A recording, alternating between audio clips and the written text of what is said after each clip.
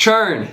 People, we have to make sure we focus on our churn. It's an extremely important metric that AT&T cares about as well as our clients. So we have to make sure that we mitigate the amount of churn that we have for our reps. And there's a few different ways for us to be able to mitigate that. Number one is we can't focus on the uncontrollables, right? 3% and below for 90-day churn is good. That's a good churn. That's what we're looking for, okay? That 3% accounts for those uncontrollables, like they didn't like the service, or it was something that you could not control. They called AT&T, had a bad experience, whatever it was out of your hands. That 3% covers for that. However, your 90-day churn, your goal is to be below 3%.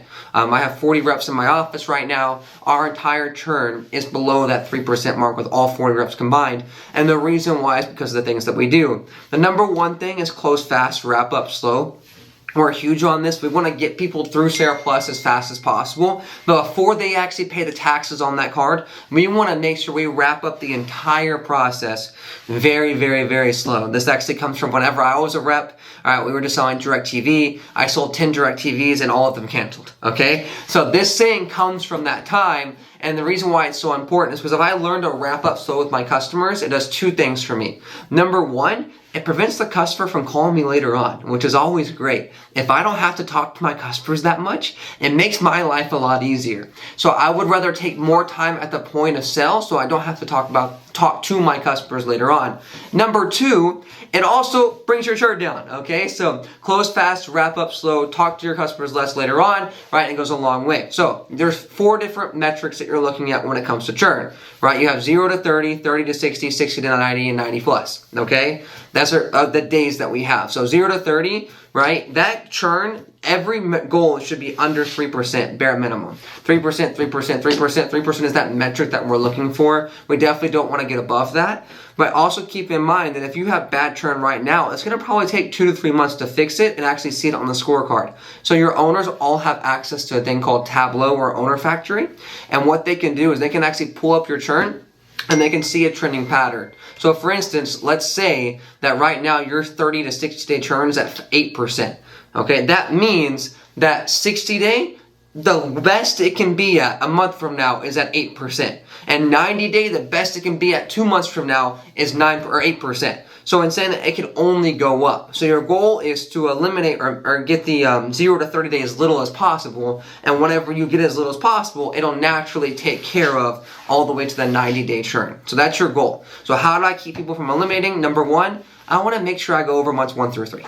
Okay? Like I want to make sure I go over months 1 through 3. Be transparent about it. If customers are canceling during the 0 to 30 day or that 30 to 60 day, it's because they got their first month's bill and they're like, okay, this is not what I expected. I was not aware this is going to be $100 higher, $200 higher, $300 higher, whatever it comes out to be. And this is not what I want. I did not sign up for this. They didn't call you and guess what? You don't answer the phone, so they cancel. Okay? And so whenever that happens, that's because they felt like they were lied to. Anytime a customer feels like they're lied to, they're going to cancel. It just is what it is. All right? Number two, someone's going to cancel is because they call you and you just don't answer the phone. You set an expectation for the customer to call you. Something went wrong. They were trying to seek help.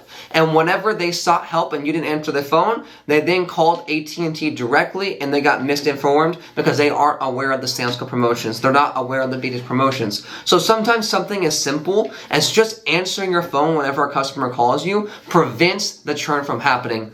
And then lastly, just don't lie to your people. Whenever you sign someone up, be overly transparent about the issue that's going on.